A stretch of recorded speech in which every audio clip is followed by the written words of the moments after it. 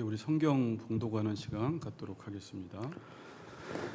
히브리서 11장 24절에서 27절 말씀입니다.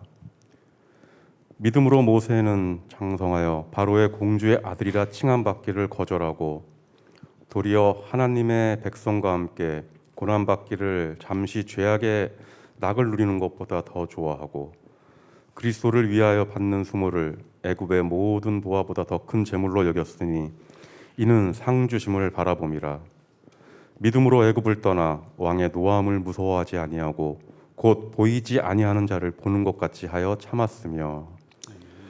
출애굽 2장 11절에서 15절 말씀입니다. 모세가 장성한 후에 한 번은 자기 형제들에게 나가서 그들이 고되게 노동하는 것을 보더니 어떤 애굽 사람이 한 히브리 사람 곧 자기 형제를 치는 것을 본지라. 좌우를 살펴 사람이 없음을 보고 그 애굽 사람을 쳐 죽여 모래 속에 감추니라. 이튿날 다시 나가니 두 히브리 사람이 서로 싸우는지라. 그 잘못한 사람에게 이르되 내가 어찌하여 동포를 치느냐 하매 그가 이르되 누가 너를 우리를 다스리는 자와 재판관으로 삼았느냐? 내가 애굽 사람을 죽인 것처럼 나도 죽이려느냐? 모세가 두려워하여 이르되 일이 탈로 되었도다. 바로가 이 일을 듣고 모세를 죽이고자 하여 찾는지라. 모세가 바로의 낯을 피하여 미디안 땅에 머물며 하루는 우물 곁에 앉았더라. 아멘. 네, 집사님 감사합니다. 네. 같이 옆에 분과 뒤에 분과 한번 인사합시다. 하나님의 백성으로 삽시다. 이렇게 한번 인사합시다. 네, 삽시다. 네. 오늘은 지난 시간에는 모세 부모의 믿음에 대해서 살펴보았고 오늘부터 몇 번에 걸쳐서 모세의 믿음에 대해서 좀 살펴보겠습니다. 오늘 소제목은 거절하는 믿음입니다. 거절하는 믿음. 자, 지난 시간에 23절에서 모세의 부모의 믿음은 무엇이었냐면 믿음으로 모세가 낳았을 때에 그 부모가 아름다운 아이임을 보고 석 달 동안 숨겨 왕의 명령을 무서워하지 아니했다라는 말씀이었습니다. 그 당시에 왕의 명령이 무엇이었습니까? 남자아이가 태어나면 나일강가에 던지라는 그러한 명령이 있었음에도 불구하고 모세의 부모는 그 왕의 명령을 무서워하지 않고 그 부모가 아름다운 아이임을 보고 석 달 동안 숨겼다라고 했을 때 그 아이가 아름답다라는 것은 자기 자식이니까 아름다운 것이 아니라 하나님 보시기에 좋은 토브라는 단어를 사용했죠. 그래서 하나님 보시기에 좋다라는 것은 하나님의 뜻과 계획 안에서 모세를 보았다라는 것이고 그 어려운 상황에서 모세를 하나님의 말씀으로 양육했다라는 말씀까지 저희들이 살펴보았습니다. 이렇게 해서 모세는 하나님의 은혜와 섭리 가운데 잘 자라서 바로의 공주의 아들이 되었습니다.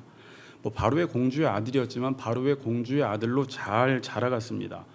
자, 근데 오늘 본문 24절에서는 모세는 장성하여 바로의 공주의 아들이라 칭함을 거절했다고 나옵니다. 자, 24절 다시 봅시다.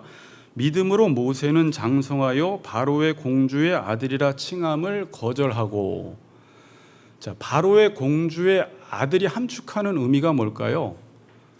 이 땅에서 누릴 수 있는 모든 것을 말해요. 이 땅에서 누릴 수 있는 최고의 것, 부귀, 영화, 최고의 권자의 자리, 호화로운 삶, 아마도 인간이 누릴 수 있는 특권 중에 가장 놀라운 특권들을 누리는 자리가 바로의 공주의 아들의 자리입니다. 그럼 우리는 이 말씀을 듣고 묵상을 한다면 아멘, 이렇게 아멘으로 화답하기가 쉽지가 않아요. 만약 요즘 청년들이 이 본문을 읽고 설교를 했으면 속으로 이렇게 생각했을 수도 있어요. 미친 거 아니야? 이렇게. 왜냐하면 바로의 공주의 아들, 이 땅에서 누릴 수 있는 최고의 것을 지금도 우리는 누리기 위해서 얼마나 열심히 달려가며 얼마나 많은 경쟁을 하면서 살아가는지 모릅니다. 그러니까 바로의 공주의 아들은 거절하고 버려야 될 것이 아니라 취해야 할 것입니다. 그렇죠. 누구든지 이것들을 취하고 싶어 합니다. 자, 그럼 우리는 이 본문을 액면 그대로 묵상하면 그럼 하나님께서는 이 바로의 공주의 아들의 자리를 거절해야 한다고 하면 하나님은 이 바로의 공주의 아들 어떤 고위직이나 권자의 자리나 부귀 영화의 자리를 나쁘게 보는 것일까? 성경에서는 그렇게 보지 않습니다. 성경은 절대 부를 나쁘게 보지도 않고 높은 자리를 나쁘게 보지도 않고 부귀 영화를 악하게 보지도 않아요. 자, 그런데 오늘 성경에서는 이것들을 거절하라고 나와 있어요. 자, 여러분들이 이걸 묵상할 때 어떻게 묵상을 해야 할까요?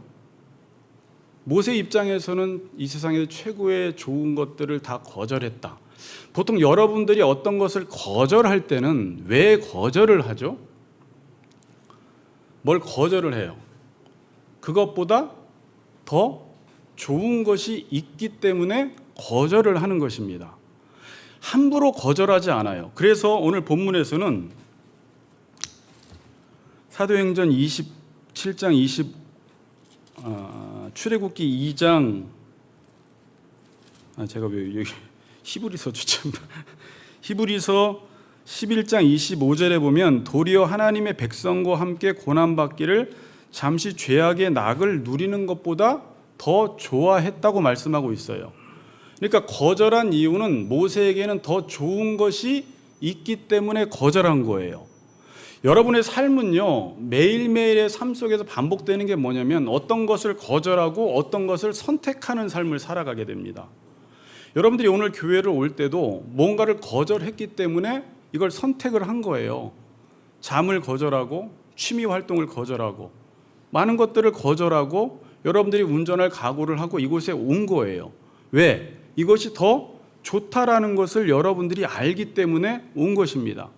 근데 또 어떤 사람들은 이 예배를 또 거절하고 자기가 더 좋다고 생각하는 것을 위해서 이것을 거절하고 자신이 좋아하는 것을 선택하며 살아갈 수가 있습니다. 우리 인생은 그 거절과 선택을 통해서 여러분들의 인생이 만들어지는 거예요. 인생의 복이라는 것은 무엇을 거절하고 무엇을 선택하느냐에 따라서 그가 복된 삶을 사느냐, 복되지 못한 삶을 사느냐가 결정이 되어버립니다. 그러니까 가치관이 아주 중요하죠. 자, 바로의 공주의 아들을 거절했다는 것은 그거보다 더 좋은 것을 선택을 했는데 여러분들이 성숙해져 감에 따라서 이 거절하고 선택하는 게 계속 바뀌어요. 그래서 성숙은 뭐냐면 좋아하는 게 바뀌는 거예요. 내가 20살 때 좋아하던 것을 50살 때도 똑같이 좋아하고 있다는 것은 아직 성숙하지 못했다라는 것입니다.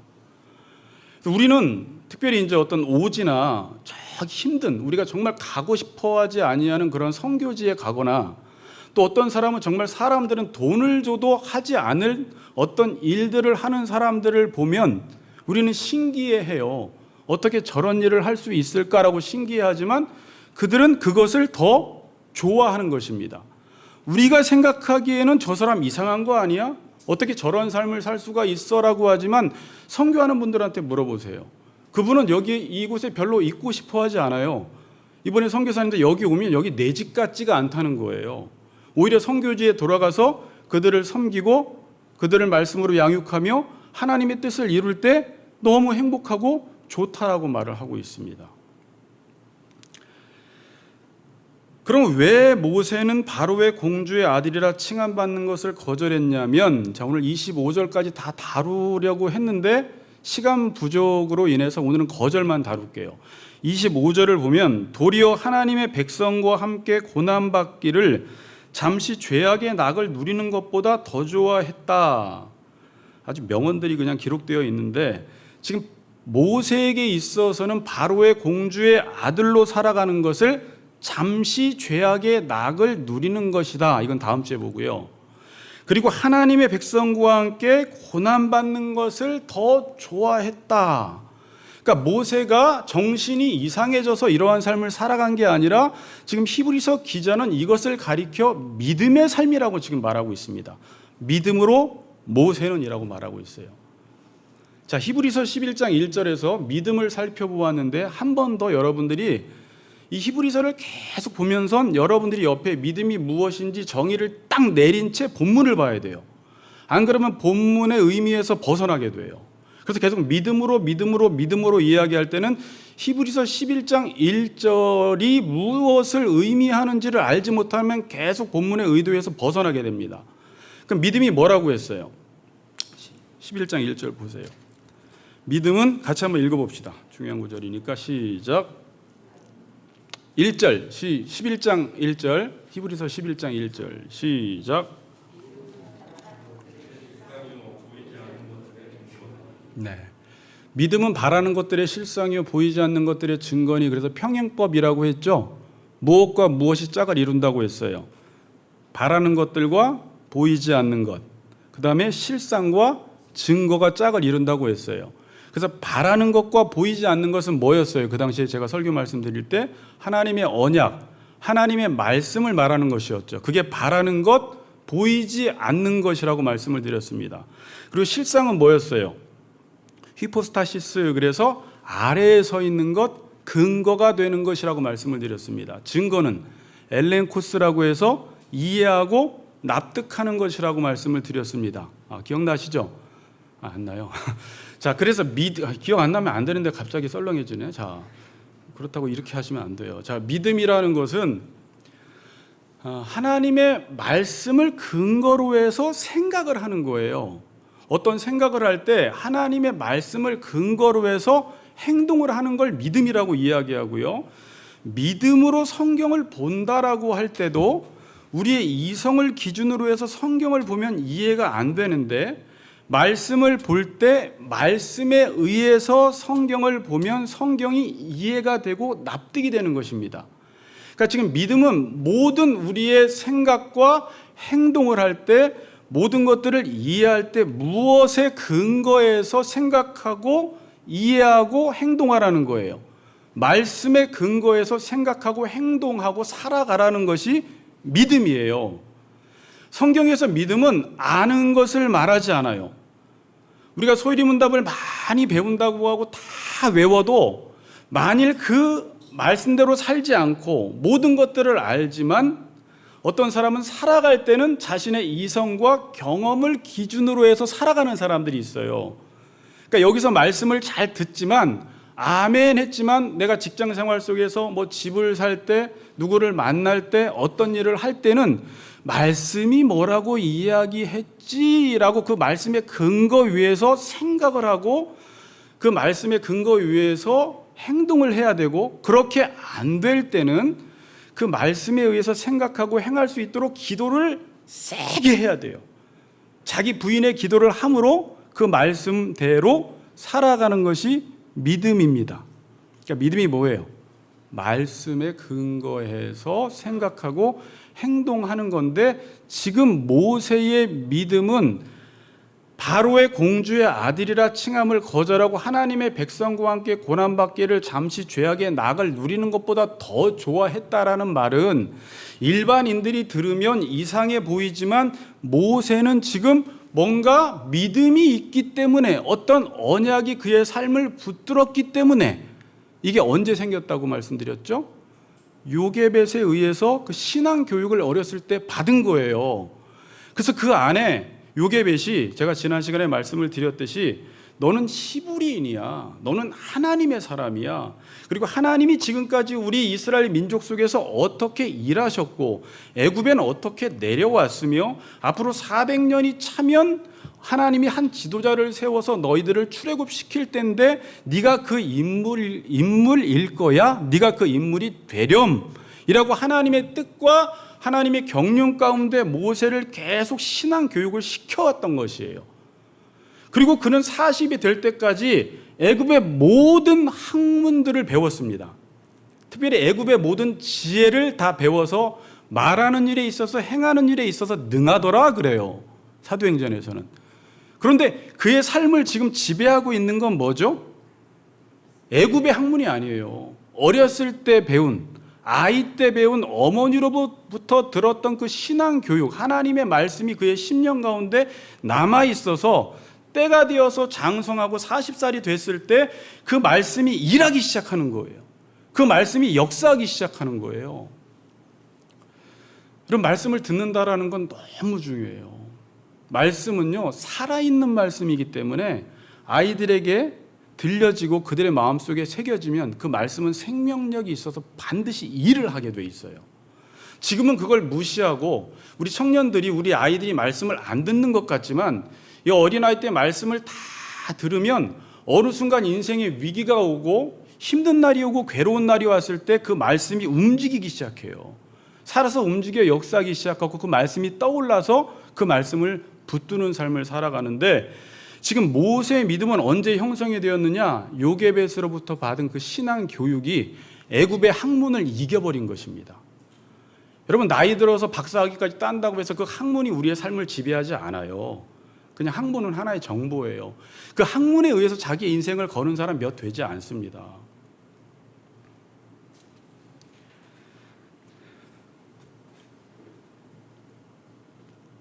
그럼 왜 모세는 바로의 공주의 아들이라 칭함을 거절했다고요? 믿음으로 그렇게 했다라는 거예요. 자, 제가 이렇게 한번 말씀을 드려볼게요. 모세는 말씀을 믿으니까, 잘 들으세요. 말씀을 믿으니까 결과적으로 바로의 공주의 자리에 있었지만 이 말씀을 이루기 위해서 이 바로의 공주의 아들이라 칭함받기를 거절할 수밖에 없는 상황에 오게 된 것이에요. 말씀을 이루려다 보니까 모세가 처한 상황에서는 거절할 뿐만이 아니라 하나님의 백성과 함께 고난을 받을 수밖에 없는 상황이 온 거예요. 저는 지금 믿음이라는 것은 바로의 공주의 아들이라 칭함받기를 거절하는 게 믿음이라고 말하지 않아요. 지금 믿음은 하나님의 백성과 고난받는 게 믿음입니다라고 말하지 않아요. 자, 이해되세요? 믿음으로 살려다 보니까 내 마음속에 있는 그 하나님의 말씀을 내가 살아가는 삶 속에 이루려다 보니까 지금 모세는 바로의 공주의 아들로 있었고 모든 호화로운 삶과 특권을 누리고 있었지만 이걸 누리면서는 어머니에게서 배운 그 말씀을 실현시킬 수 없기에 이거를 거절했다라는 거예요. 그래야지만이 믿음으로 살 수 있었기 때문에. 초대교회 때 네로 황제가 기독교인들을 박해를 할 때, 그런 상황이 있을 때 믿음으로 살면 죽어요. 예수님을 주인으로 고백하면 죽어요. 화형당해요. 사형을 당합니다. 그럼 화형당하고 사형당하는 게 믿음이 아니에요. 그 시대적 상황 속에 말씀을 이루려다 보니까 의를 위하여 핍박을 받을 수밖에 없는 상황에 있었던 거예요. 요셉을 알지 못하는 왕이 등장해서 왕의 명령을 무서워하지 아니하고 만일 남자아이들을 다 살려두면 그 가족 전체를 몰살시켜버린다고 했습니다. 그 왕의 명령을 무서워하지 않고 믿음으로 살면 죽는 거예요. 그럼에도 불구하고 믿음은 말씀의 근거 위에서 행동하는 게 믿음이다라고 지금 말씀하고 있는 거예요. 이 시대도 마찬가지죠. 여러분들이 수많은 말씀을 배워도 힘든 게 뭐냐면 과거에 일반 계시가 어느 정도, 일반 은총이 어느 정도 유지될 때에는요, 많은 사람들이요 성경을 믿지 않아도 이 세상이 성경 말씀으로 지어졌기 때문에 어느 정도 하나님의 일반 은총이 유지될 때는요 말씀대로 살아도 큰 핍박이 없어요. 그렇죠. 더구나 민주주의 사회 국가에서는, 민주주의 국가에서는 핍박이 없어요. 그런데 지금 이 시대는요 가치관이 전도돼 버리고 하나님의 말씀이 전해지지 않으면서 인간의 욕망에 의해서 모든 구조가 만들어지고 시스템이 만들어지면서 하나님의 말씀을 가지고 가정생활을 하고 자녀를 키우고 직장생활을 하려다 보면 거절해야 될 게 점점 많이 생기고 거절을 하다 보면 내가 손해보고 잃어버리는 것들이 많게 됩니다. 그래서 사람들은 이 손해보기 싫어서, 잃어버리기 싫어서 하나님의 말씀을 오히려 거절해버리는, 자기를 거절하는 것이 아니라 말씀을 거절해버리는 현상이 나타나기 시작해요. 그러니까 믿음이 없어버리면 그리스도인들이 많지만 결국은 말씀을 거절하고 자기를 드러내기 때문에 우리를 통해서 하나님이 누구신지가 드러나지 않게 돼버리는 것입니다. 그러니까 지금 이 시대 기독교가 이렇게 욕을 얻어먹는 이유는 그리스도인들이 거절하는 삶을 살지 않은 거예요. 하다못해 저도 교회를 해도요, 제가 교회를 개척하면서 정말 이게 쉬운 게 아니구나라는 것을 조금 요즘 시대에 더 깨닫게 돼요. 요즘 우리 전도사님들을 만나면서 그들은 더 어려워요. 더 어려워요. 교회는 말씀의 근거 위에서 진리의 기둥과 터 위에 세우지 않으면 교회가 아니라고 이야기했습니다. 교회 건물을 하나 지어놨다고 해서 교회가 아니에요. 그러면 교회라는 곳은 뭔가 우리가 이론적으로 배웠어요. 예수 그리스도가 머리야. 그리고 그 머리의 뜻에 의해서 그 공동체가 세워지는 거예요. 그 뜻에 의해서. 그러면 이 머리의 뜻을 따라 살아가기 위해서는요, 저나 여러분이나 계속 뭘 거절해야 되냐면 여러분의 생각을 끊임없이 거절해야 돼요. 여러분의 뜻을 거절하지 않으면 교회가 세워지질 않아요. 목사님, 우리가 원하는 대로 해주세요. 우리가 편안한 대로 말씀을 전해주세요라고 해서는 교회가 세워지지 않아요. 그래서 거절하죠. 왜? 머리의 뜻을 따르기 위해서, 공동체를 세우기 위해서. 자, 요즘 사람들이 다 공동체는 원해요. 누구나 다 공동체를 원합니다. 홀로 사는 사람들이 많다고 해서 홀로 사는 게 좋은 게 아니에요. 인간은 공동체적인 존재이기 때문에 공동체를 원해요. 근데 공동체를 하나 좋은 공동체를 만들려면 엄청난 희생을 해야 돼요. 여러분, 그냥 만들어지지 않아요. 그냥 저랑 엄집사, 강집사 몇 명 뛴다고 해서 공동체가 만들어지는 게 아니에요, 여러분. 여러분들이 그거에 대해서 여러분들의 취미나 여러분의 시간이나 모든 것들을 다 거절을 하고 이 공동체를 세우기 위해서 선택을 하지 않으면 공동체는 세워지질 않아요. 더군다나 공동체가 머리의 뜻에 의해서 세워진다는 것은 그 안에서 상호 섬김이 있어야 되고 서로 협력이 있어야 되고 서로 하나가 돼야 합니다. 이 일을 하다 보면 보통 힘든 게 아니에요.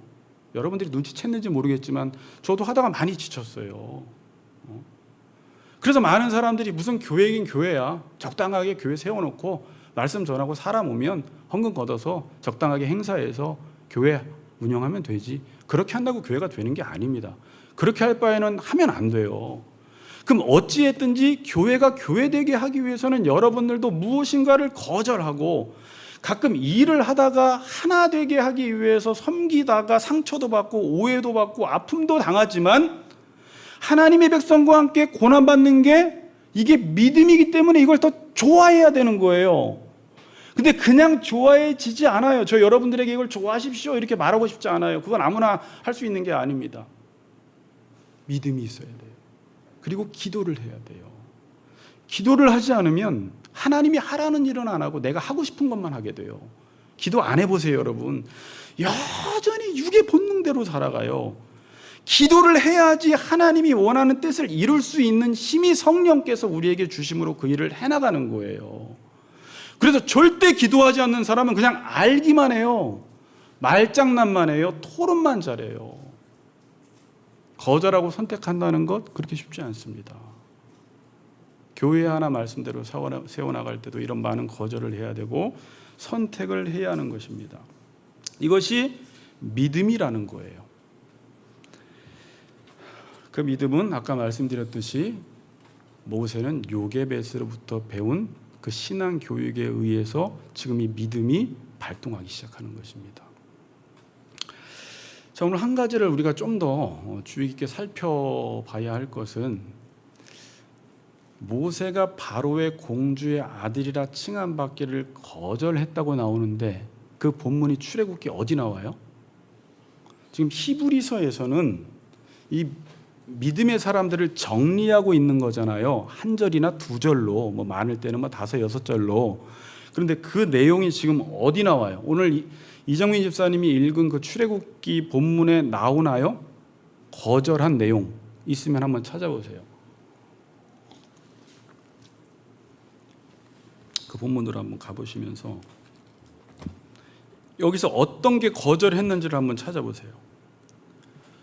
여러분, 우리가 일반적으로 저는 이 본문을 보면서 거절해야 한다는 것을 제가 사전을 찾아보니까 남의 제의나 제안이나 요구를 받아들이지 않고 물리치는 게 거절이에요.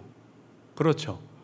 근데 지금 출애굽기 2장 11절에서 15절을 보면 그렇게 남의 제의나 제안을 물리치고 거절했다라는 내용이 나오진 않아요.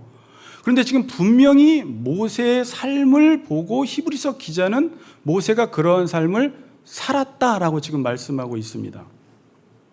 이 내용은 지금 어떤 내용이에요, 여러분? 모세가 장성했다.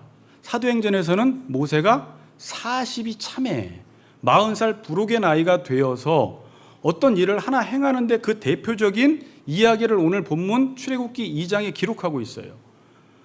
그것은 지금 어떤 애굽인이 히브리인을 학대하고 있어요. 만일 모세가 자기는 그냥 바로의 공주의 아들이라는 인식을 가지고 있었으면 이 사건에 대해서 개입할 필요도 없고 그 사건이 일어난다라고 해서 이렇게까지 행동할 필요가 없어요. 왜 왕자가 지금 애굽의 감독관이 히브리인 노예도, 그 당시에 노예는 물건 취급당하는데 일하는 노예를 학대했다고 해서 아무도 보는 사람이 없을 때 그 사람을 쳐 죽이고 모래에 묻어버렸다 그래요. 그렇죠. 그리고 그 다음 날, 이튿날이 되었습니다. 히브리인 동포끼리 싸워요. 그래서 모세가 나가서 중재하려고 하고 화해하려고 하니까 잘못한 사람이 누가 하나님이 너를 다스리는 자와 재판관으로 삼았느냐? 네가 어제 애굽인을 죽인 것처럼 오늘 나를 죽이려 하느냐? 라고 말을 하니까 14절에 이 말이 중요합니다. 이르되 일이 탈로 되었도다 라고 말하고 있고 이 일에 동그라미 치세요. 15절에 바로가 이 일을 돕고 모세를 죽이고자 했다. 그러니까 이 내용을 가리켜 지금 히브리서 기자는 모세가 바로의 공주의 아들이라 칭함받는 것을 거절한 사건이고 이 내용을 가리켜서 그 뒤에는 내용 없습니다. 이게 믿음의 행위였다라고 지금 말씀하고 있습니다. 저는 예전에 이 본문에 대해서 당연히 지금 신학 공부를 오래 했고 늘 설교를 듣는 삶을 살다 보니까 저도 그렇게 생각을 했고 목사님들도 이 본문에 대해서 일반적으로 설교를 하면 그건 잘못된 거 아닙니다. 지금 말씀드리는 것. 일반적으로 설교를 하면 모세가 40이 됐을 때 혈기가 왕성해서 항상 하는 말이에요. 혈기가 왕성해서 자기의 힘으로 그렇게 애굽 사람을 죽였다. 이렇게 해가지고는 민족의 지도자가 될 수 없기 때문에 하나님이 다시 미디안 광야에서 그를 40년 동안 양치기 생활을 통해서 훈련을 시켰다. 낮아짐의 훈련, 하나님을 의존하는 훈련, 온유함의 훈련을 시켜서 80의 모세를 떨기나무 가운데 하나님이 부르시는 장면이 있잖아요. 그래서 40년 동안 애굽의 모든 학문에 능통하게 만들고 40년 동안은 가나안이 아니라 미디안 광야에서 하나님이 온유한 자로 만드신 이후에 이스라엘 민족을 애굽에서 출애굽하는 민족의 지도자로 세웠다. 그래서 저는 주로 혈기왕성이라는 단어를 많이 들었어요. 이거는 잘못된 말은 아닙니다. 자, 사도행전을 한번 보세요. 사도행전에 한번 돌아와 보세요. 사도행전 집에서 읽어보셨죠? 이 본문에 대해서 스데반이 해석을 하는 내용이기 때문에 이 본문은 중요해요. 그러니까 출애굽기 아까 2장 11절에서 15절의 말씀을 지금 스데반이 죽기 전에 이 설교를 하면서 이 사건에 대해서 지금 어떤 의미인지 해석을 하고 있습니다. 자, 25절 한번 보세요. 25절 여러분들이 한번 읽어보세요. 시작. 여러분들이 같이, 여러분은 이제 혼자 말고 25절 그는 그의 형제들이 시작. 구원해 주시는 것을 깨달으리라고 생각하였으나 그들이 깨닫지 못하였더라. 자, 그 전구절이 한 사람이 원통한 일 당함을 보고 이것도 해석을 하고 있죠. 지금 단순히 쳐 죽인 게 아니라 원통한 일 당함을 보고 보호하여 압제받는 자를 위하여 원수를 갚아 애굽 사람을 쳐 죽이니라. 그는 그의 형제들이 하나님께서 자기의 손을 통하여 구원해 주시는 것을 깨달으리라 라고 말하고 있죠. 그러니까 모세는 알았어요. 어머니로부터 신앙교육을 받아서 네 손을 통해서 구원해 주신다라는 것을 인식하고 있었고 자각을 하고 있었어요. 그래서 40이 찼을 때 그가 그 전에도 이스라엘 히브리인의 정체성을 가지고 그러한 삶을 살아왔는지는 모르겠지만 이때는 정말 그 학대받는 모습을 보고 이 분을 이기지 못해서 자기의 손을 통해서 그를 구원하는 모습을 보고 다른 히브리 백성들이 이 모습을 보고 모세를 지도자로 인정해 줄 생각했는데 깨닫지 못하는 거예요. 본인은 그렇게 생각하고 있었던 것입니다. 그래서 미디안 광야에서 하나님이 40년 훈련을 시킴으로 35절에 보세요. 그들의 말이 누가 너를 관리와 재판장으로 세웠느냐 하며 거절하던 그 모세를 하나님은 가시떨기 가운데서 보이던 무슨 손으로? 천사의 손으로. 자기의 손에 동그라미 치고 천사의 손에 동그라미 쳐보세요. 천사의 손으로 관리와 속량하는 자로서 보내셨으니, 그러니까 이 구원의 역사는 모세의 혈기와 단순히 애굽에서 모든 학문들을 배웠다고 해서 마음 먹는다고 해서 살 수 있는 것이 아니라 이 일은 하나님이 하시기 때문에 천사의 손, 이게 하나님의 능하신 손이에요. 천사의 능하신 손으로 하나님께서 관리와 속량하는 자로 모세를 보내셔서 이제 모세를 통해서 3장에 출애굽기 3장부터 이 이스라엘 백성들을 출애굽시키는 일을 모세에게 맡긴 거예요. 자, 그러니까 여러분 아까 그 혈기왕성한 상태 속에서 이 일들을 행했지만 지금 스데반은 이 일에 대해서 어떻게 해석을 하냐면, 자, 다시 사도행전 23절에 보면 나이가 40이 되매 그 형제 이스라엘 자손을 돌볼 생각이 나더니, 자, 이 형제라는 말도요 여기에만 쓴 게 아니라 아까 출애굽기에도 곧 그의 형제라고 해요. 이건 요게벳으로부터 배운 거예요. 이 히브리 민족은 단순히 노예가 아니라 너는 히브리 민족이고 너는 그 사람들은 너의 형제이다. 그리고 한 사람이 원통한 일 당함을 보고 보호하여, 이 보호하다가 방어하는 것입니다. 그러니까 이들을 방어하려고 했던 거예요. 그리고 지금 히브리 민족이 애굽에 의해서 압제당한다고 느낀 거예요. 누가? 바로의 공주의 아들이. 그리고 애굽인을 원수로 알았던 거예요. 원수를 갚아 애굽 사람을 쳐 죽이니라. 그리고 25절에서 모세는 자기 자신을 어떻게 인식하고 있었냐면 자기 손을 통해서 구원해 주시는 것, 그러니까 하나님이 나를 통해서 구원해 주실 거야. 자, 그러니까 중요한 말은 뭐냐면 모세는 지금 바로 궁에 살고 모든 호화로운 삶을 다 살아가고 있고 모든 부귀영화와 권력을 누리고 있지만 그는 그의 정체성 인식을 어떻게 했던 거예요? 히브리인으로 인식을 했을 뿐만이 아니라 자기가 이 자리에 있는 것은 장차 이 히브리인들을 돕고 이들을 출애굽시킬 것까지 생각을 하며 살았다라는 거예요. 이걸 가리켜 지금 히브리서 기자는 모세가 바로의 공주의 아들이라 칭함받기를 거절한 행위였다라고 지금 해석을 하고 있는 것입니다. 자, 여기서 이스라엘 자손을 돌보는 일을, 자, 중요한 질문이에요. 이스라엘 자손을 지금 돌보고 있잖아요. 이거는 나타나게 돌본 거고요. 제가 생각하기에 이건 뭐 성경에 없는 내용인데, 주석에도 없는 내용인데 아마도 그 40년이 차기 전에도 바로의 궁에서도 은근히 바로 왕에게 걸리지 않도록 히브리인들 편을 들어주는 행동들을 많이 해왔어요.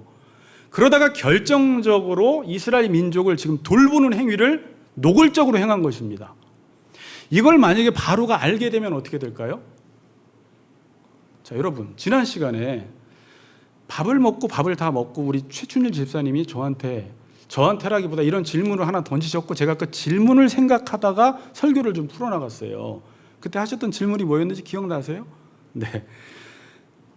왕자가 그냥 사람 하나, 애굽인 하나 죽였다고 해서 미디안 광야로 도망가기까지 하냐? 그것 때문에 또 바로가 그 왕자를 죽이려고 하느냐?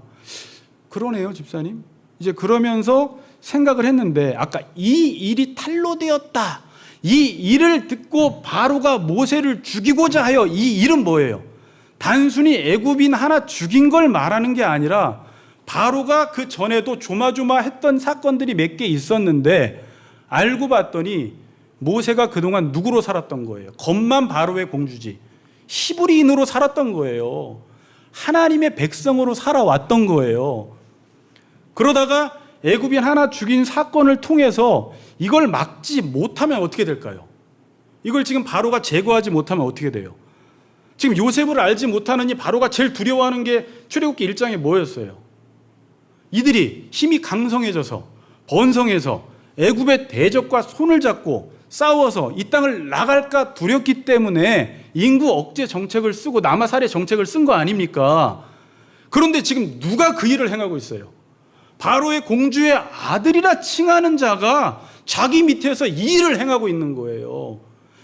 이 모세를 제거하지 않으면 큰 반역이 일어나고 나중에 난동이 일어나고 걷잡을 수 없을 정도로 이게 확대될 것이라는 것을 알았기 때문에 일이 탄로되었도다 그러고 미디안 광야에 도주해버린 거예요.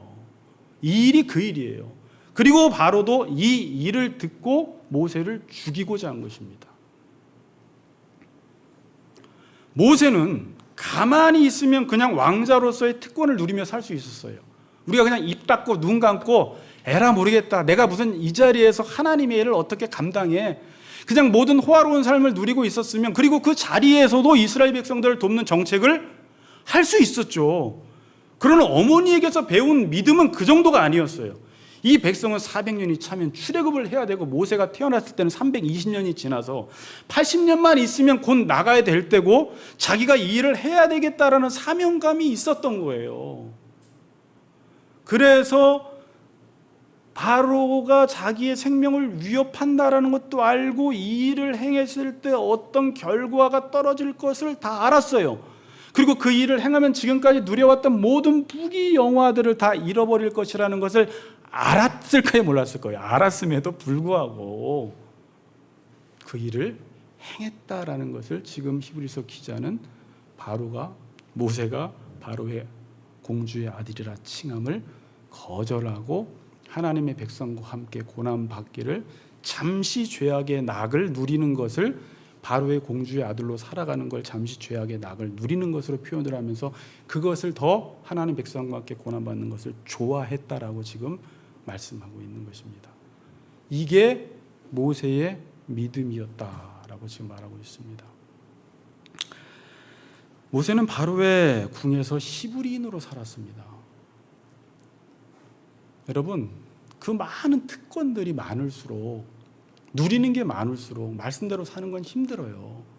국회의원이 되고 대통령이 되고 가만히만 있으면 누리는 게 많은 사람들이 말씀대로 살았을 때 잃어버리는 게 훨씬 많아요. 자기가 가지고 있는 특권들이 없을 때는 말씀대로 살아도 잃어버릴 게 별로 없어요. 제가 왜 가끔 당당한 줄 알아요? 전 교회를 해도 별로 잃어버릴 게 없어요. 그래서 말씀을 더 떳떳하게 전할 수 있어요. 근데 정말 우리 동료 많은 목사님들이 큰 교회에서 하다못해 하나님 나라를 하나 전해도 그 교회가 이 말씀을 받아들이지 못하니까 말씀을 타협을 해야 되거든요. 그럼 타협하지 않고 그대로 말씀을 전했다가는 어떻게 보면 쫓겨나는 상황까지 올 수가 있어서, 쫓겨나면서까지 내가 하나님의 말씀을 전해야 하는가? 어떤 사람은 그렇게 하는 사람이 있는가 하면, 어떤 사람은 쫓겨나지 않기 위해서 하나님의 말씀을 타협해버려요. 그런 상황이 있어요. 여러분들은 그렇지 않나요? 목사만 욕할 게 아니라 여러분들은 직장에서 내가 이 말은 해야 되는데, 이건 분명히 신앙인으로서 양심에 걸리는 데라고 해야 됨에도 불구하고 내가 이 일을 했을 때, 이 말을 했을 때 나에게 오는 불이익과 손해 때문에 침묵하며 지내는 경우는 없냐라는 거예요. 있죠. 네? 또 없다고 그러세요. 이렇게 믿음이 좋으세요? 네. 없으세요. 잃어버리는 게 많이 없으면 쉬워요, 더. 근데 모세는 너무나 많은 걸 잃어버려야 돼요. 그는 정말 특권으로서 의무를 감당한 거예요. 제가 에베소에서 설교했듯이 그게 누리는 것임을 알았던 거예요. 결론을 맺겠습니다, 여러분. 자, 믿음은 드러나는 것입니다. 성경에서 예수님이 유대인들 자칭 믿는다고 하는데 그들의 믿음이 드러나질 않았거든요. 여러분들이 사복음서의 주제는, 근데 희한하게 이방인들을 통해서 믿음이 드러나요. 드러나지 않거나 표현되지 않는 믿음은 믿음이 아니라고 성경은 말하고 있어요. 그러니까 내가 뭐 성경을 많이 한다, 공부를 했다, 교리를 많이 배웠다, 그 자체는 전혀 믿음이 아니에요. 그건 행하기 위해서 배우는 거예요. 그런데 행함이 없는 믿음은 죽은 믿음이다 그랬잖아요. 믿음은 반드시 드러나야 돼요. 자, 그럼 오늘 본문을 빗대어서 믿음이 드러나기 위해서는 어떻게 살라는 거예요? 어떻게 살라는 거예요? 자기를 부인해야 된다는 거예요. 이 거절한다는 단어가 누가복음 9장 23절에서 예수님이 제자들에게 아무든지 나를 따라오려거든 자기를 부인하고라는 단어예요. 자기를 부인하고 날마다 제 십자가를 지고 나를 따라야지만이 내 제자가 될 수 있다고 말씀하고 있습니다.